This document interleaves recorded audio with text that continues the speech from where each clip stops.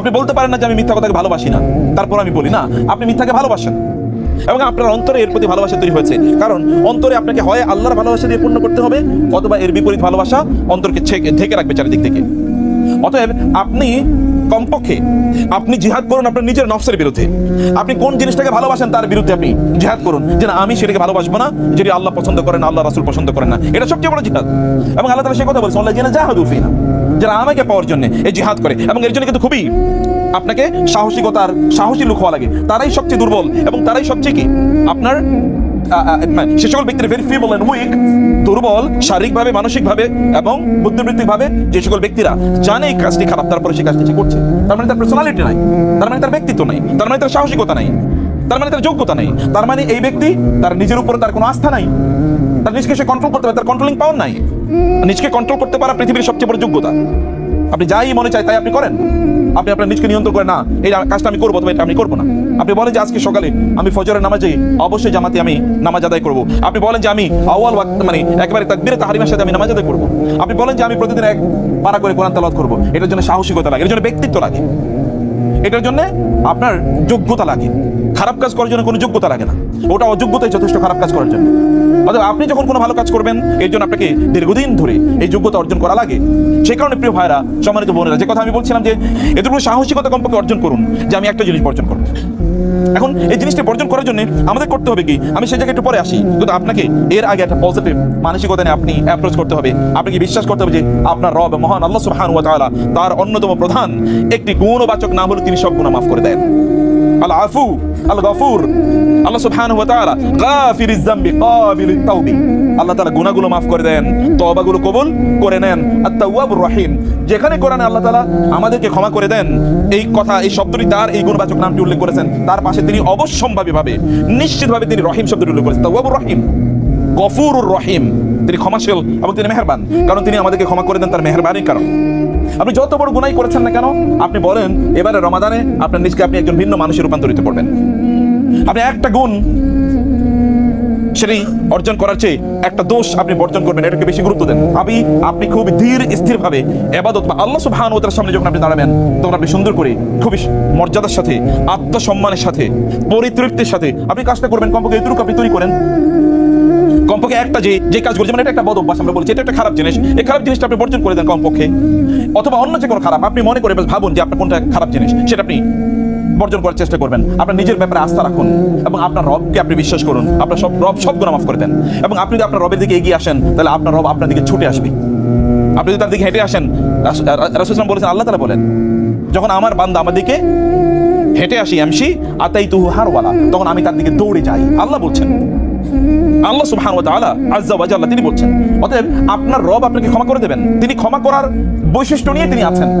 তার রহমতের রাহমাতি ওয়াসিআত কুল্লা শাই, এবং তিনি বলেছেন ওয়াসিআ কুরসিয়ুহুস সামাওয়াতি ওয়াল আরদ, তিনি বলেছেন কাতাবা আলা নাফসিহির রাহমা, আল্লাহ তোমাদের উপর রহম করাকে তার নিজের উপর বাধ্যতামূলক করে নিয়েছেন।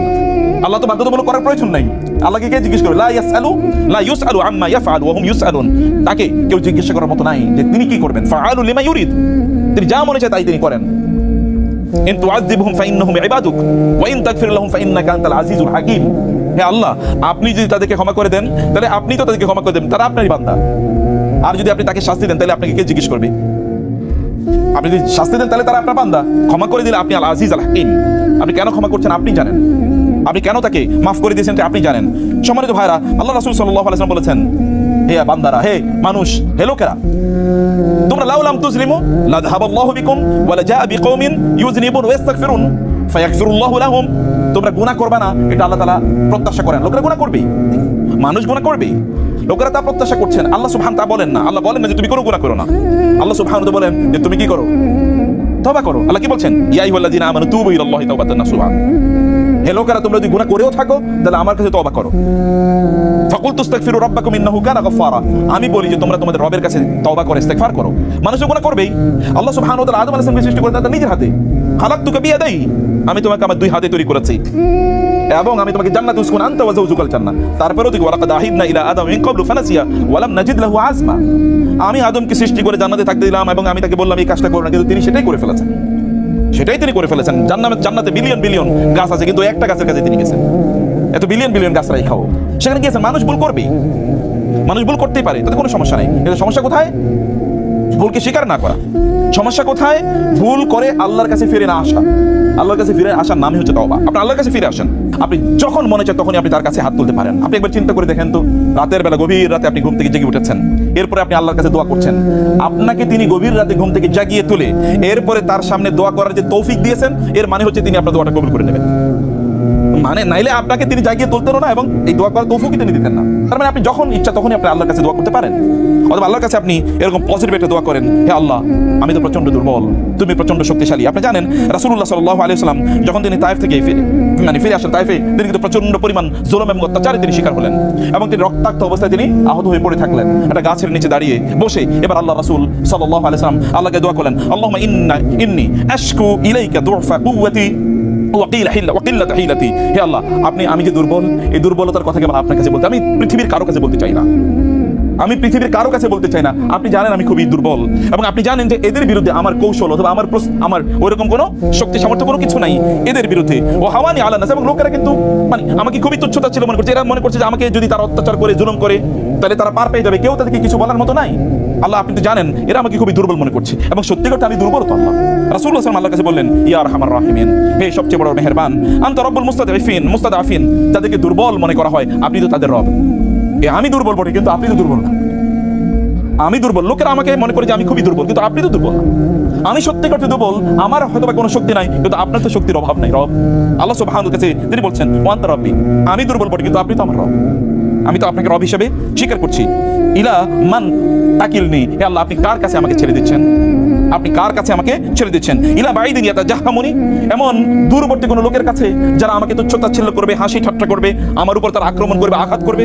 অথবা আও ইলা আদুবিন মাল্লাকতাহু আমরি, নাকি এমন কোনো শত্রুর কাছে আমাকে ছেড়ে দিয়েছেন যে আমার ব্যাপারে যা মনে চায় এরকম সিদ্ধান্ত নিতে পারে, আমাকে যা তারা করতে মনে চায় এরা তারা করতে পারবে, এমন কারো কাছে আমাকে ছেড়ে দিচ্ছেন। হে আল্লাহ, ফাইল্লাম ইয়াকুন বি, যদি এমন হয় যে ফাইনলাম ইয়াকুন বিকা আলাইয়া গাদাবুন, যদি আপনি আমার উপর রাগ না করে থাকেন, ফালা উবালি, তাহলে আমি লোকেরা যত জুলুম অত্যাচারী করুক না কেন আমি এটাকে কেয়ার করি না, আমি পরোয়া করি না।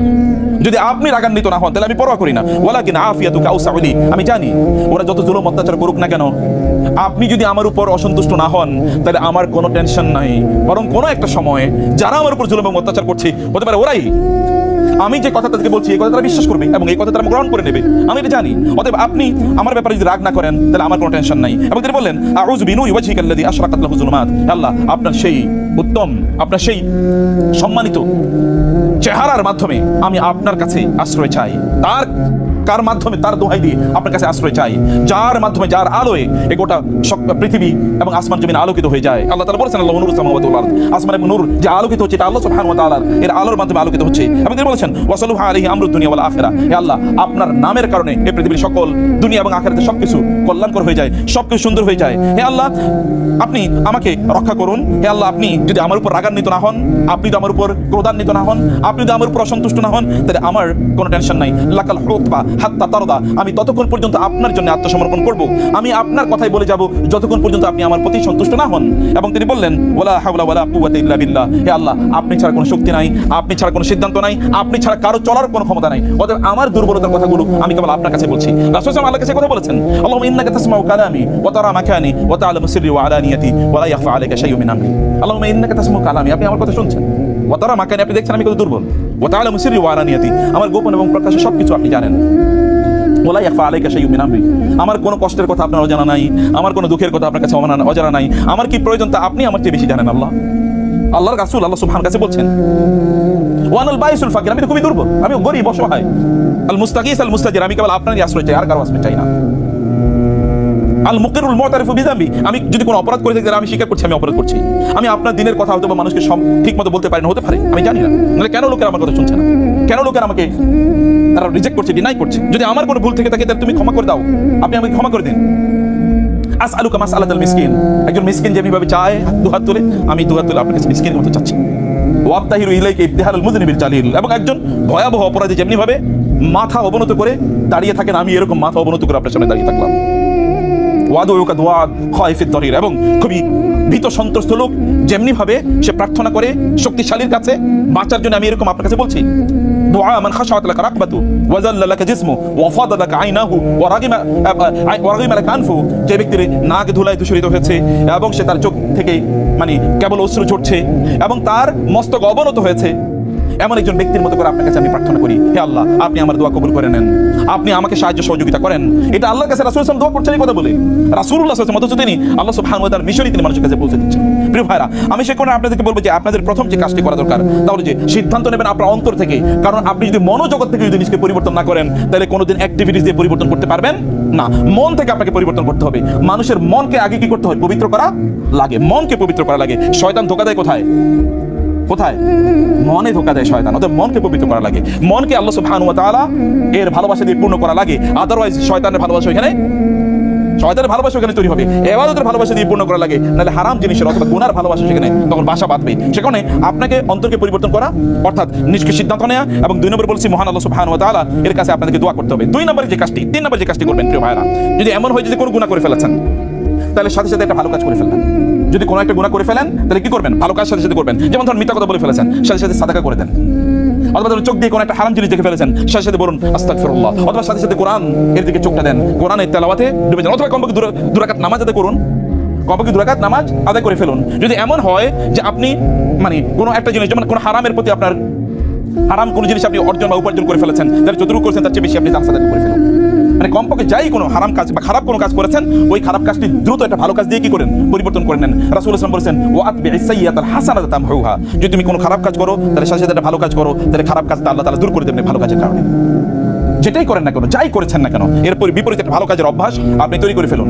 যদি এমন হয় যে আপনি কোনো কারণে নামাজ ধরেন আপনি কাজা করে ফেলেছেন, তাহলে কমপক্ষে তার চেয়ে কয়েক গুণ বেশি আপনি কি নফল আদায় করে ফেলুন এবং তওবা করুন নামাজের মাধ্যমে। আল্লাহ আমি যেটা করেছি ওটা যে ভুল হয়ে গেছে, এই কারণে আমি এর চেয়ে বেশি করে ফেলেছি, তুমি আমাকে ক্ষমা করে দিও। আল্লাহকে দেখান যে আমি এটা ইচ্ছাকৃত করিনি। আল্লাহ সুবহানাহু ওয়া তাআলা doesn't look at your face. আল্লাহ আপনার চেহারার দিকে তাকান, তিনি আপনার অন্তরের দিকে তাকান, তিনি দেখেন আপনার অন্তরে কি চিন্তা ভাবনা আছে, আপনি অন্তর থেকে কিভাবে জিনিসটাকে আপনি দেখছেন। অতএব যখনই আপনি কোনো খারাপ কাজের, যেমন ধরেন আপনি কোনো খারাপ কাজের, আপনার এখন মনে হচ্ছে একটা সিনেমা দেখি, এটা আপনার মনে হচ্ছে, সাথে সাথে আপনি কি করেন? কোরআন তেলাওয়াত করা শুরু করে দেন, অথবা কোরআন তেলাওয়াত শোনা শুরু করেন। যখন আপনি অথবা যখনই আপনার মনে হবে যে না আপনি কি করছেন, ধরুন অন্য কোনো অন্যায় করা আপনার মাথায় চলে আসলো, যে ধরুন আপনার কম্পিউটার গেমস, যারা ইয়াংরা আছেন আপনার মনে হচ্ছে কম্পিউটার গেমস আমার পড়া মানে এখন করা দরকার, তখন সাথে সাথে কোরআনের একটা অনুবাদ নেওয়া শুরু করে দেন। অথবা তখন আপনি জিকির করা শুরু করেন, সুবহানাল্লাহ আলহামদুলিল্লাহ আল্লাহু আকবার আস্তাগফিরুল্লাহ আস্তাগফিরুল্লাহ পড়া শুরু করে দেন। তাহলে দেখেন আল্লাহ তাআলা আপনাকে ওই যে খারাপের চিন্তা এসে এতে ভালো দিয়ে রিপ্লেস করে ফেলেন। এতে আপনার যে পরিবর্তন বা যেটা হওয়া দরকার, আমরা বলেছি নিজেকে পরিবর্তন করা, এটা হবে। এবং 4 নম্বর যে বিষয়টি, তাহলে যে ধার্মিক লোক যারা দিনদার, এরকম লোকদের সাথে একটা সাপোর্ট টিম তৈরি করে দেন, তাদের সাথে বন্ধুত্ব তৈরি করে তাকে বলুন তুমি কিন্তু আমাকে নামাজের সময় একটু ডেকে দিও, তুমি কি আমাকে তাহাজ্জুদের জন্য একটু ডেকে দিও, তুমি কি আমাকে যাওয়ার সময় তারাবির জন্য আমাকে নিয়ে যেও, অথবা কোথায় সবচেয়ে সুন্দর তারাবি হয় এটা আমাকে বলো। আচ্ছা আমরা চলো আজকে এই সূরাটি আমরা দুজনে পড়ে বসি, তুমিও পড়ো আমিও পড়ি, এবং আমরা দুজনে একটা আলোচনা করবো। আপনি কনভারসেশন না হোয়াটসঅ্যাপে এতদিন পর্যন্ত আপনি হয়তো অন্যান্য মেসেজিং করতেন, এখন একটা মেসেজিং করেন, আচ্ছা তুমি কি পড়েছো এটা আমাকে একটু বলো তো, এটা তুমি আমাকে একটু ভয়েস মেসেজ পাঠাও। অর্থাৎ দুজন বন্ধু এতদিন অন্য জিনিস নিয়ে আলোচনা করতেন, এখন এটা আলোচনা করুন। স্বামী স্ত্রী দুনিয়া নিয়ে আলোচনা করতেন, বলেন না আজকে আমরা এই সূরাটি নিয়ে আলোচনা করবো, রাসূলের জীবনে আমরা এতটুকু পড়েছি এটা নিয়ে আলোচনা করবো, আচ্ছা এই কয়েকটা হাদিস পড়েছি এটা আমরা আলোচনা করবো। মানে এইরকম করে একটা সাপোর্ট স্টাফ তৈরি করেন, ফ্যামিলিতে সাপোর্ট স্টাফ তৈরি করেন, ভাই বোনরা বলে সিদ্ধান্ত নেন যে আমরা এই কাজটি করবো এবং এটা আমরা প্রতিদিন আলোচনা করবো। এবং একজন আরেকজনকে এটা প্রতিযোগিতায় নেমে যান যে তুমি ভালো কাজ তুমি করো নাকি আমি সবার চেয়ে আগে করতে পারি, এটা নিয়ে নিজেদের মধ্যে এক ধরনের এনভায়রনমেন্ট তৈরি করা দরকার। অথবা আল্লাহ সুবহানাহু ওয়া তাআলা আমাদের কিন্তু ভালো বন্ধু গ্রহণের কথা বলেছেন, হারাম মানে খারাপদেরকে যেন আমরা বন্ধু হিসেবে গ্রহণ না করি। কুরআন লা ইয়াত্তাখিযুল মুমিনুনা আল কাফিরিনা আউলিয়া মিন দুনিল মুমিনিন আল মুমিনুনা ওয়াল মুমিনাতু বা'দুহুম আউলিয়াউ বা'দ। আর আল্লাহ সুবহানাহু ওয়া তাআলা বলেছেন কাফের এবং মুশরিকদের ব্যাপারে ওরা হচ্ছে পরস্পরের বন্ধু, কিন্তু মুমিনরা পরস্পরের বন্ধুত্ব তৈরি করে মুসলমানদের সাথে।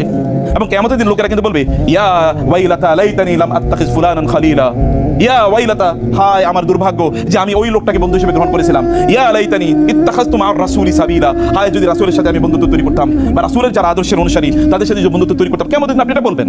তো সেই কথা বলার আগে আজকেই আপনি ভালো কিছু বন্ধু তৈরি করেন যারা আপনাকে সাপোর্ট করবে, ভালো কাজে সাপোর্ট করবে, তাদের সাথে কথা বললেই দিনই আলোচনা, এই দিন আজকে তুমি দিন কতটুকু প্র্যাকটিস করেছো, আপনার সাথে আলোচনাই না আজকে কি পড়েছো, আজকে কি গেমস দেখেছো, আজকে কি সিনেমা দেখেছো, আজকে কি বই পড়েছো, আজকে কি উপন্যাস পড়েছো, এই তো আলোচনা না, বরং আলোচনা হলো এরা আপনাকে দিনের কথা, আজকে তুমি কেমন ব্যবসা করেছো, তোমার চাকরি বাকরি কেমন চলছে, এই তো আলোচনা না, আলোচনা হচ্ছে দিন। এরকম কিছু লোক এরকম কিছু বন্ধু তৈরি করেন, এটা কিন্তু নেয়ামত। এটা বিশাল বড় নিয়ামত। এই সাপোর্ট টিম তৈরি করা, এরকম বন্ধুত্ব তৈরি করা, এমন কিছু কাজ করা আপনাদের জন্য খুবই খুবই জরুরি। এবং পঞ্চম যে বিষয়টা, আপনি যে ধৈর্য ধরেন প্লিজ। আমাদের সবচেয়ে বড় সংকট হলো আমরা ধৈর্য ধরতে পারি না, আর শয়তান আমাদের ধৈর্য আমাদের কাছ থেকে কেড়ে নেয়। ইয়া আইয়ুহাল্লাযীনা আমানু সবিরু ওয়াসবিরু, আল্লাহ বলেছেন কেবল ধৈর্য ধরো না, ধৈর্যের ক্ষেত্রে প্রতিযোগিতা করো, একজন আরেকজনকে ধৈর্য ধারণের জন্য সাহায্য করো। যে ইবাদতটি আপনি করবেন অথবা যেটা আপনি বর্জন করবেন ধৈর্য ধরে করুন, কারণ আল্লাহ ইন্নামা ইউওয়াফাস সাবিরুনা আজরাহুম বিগাইরি হিসাব। ইন্নামা সাবরু মা'আত তাসাব্বুর, মানে যে ব্যক্তি ধৈর্য ধারণ করতে চায় তাকে ধৈর্যের প্র্যাকটিস করতে হবে। এবং রাসূলুল্লাহ সাল্লাল্লাহু আলাইহি ওয়াসাল্লাম বলেছেন আল্লাহর কাছে সবচেয়ে প্রিয় আমল কোনটা বলেন তো?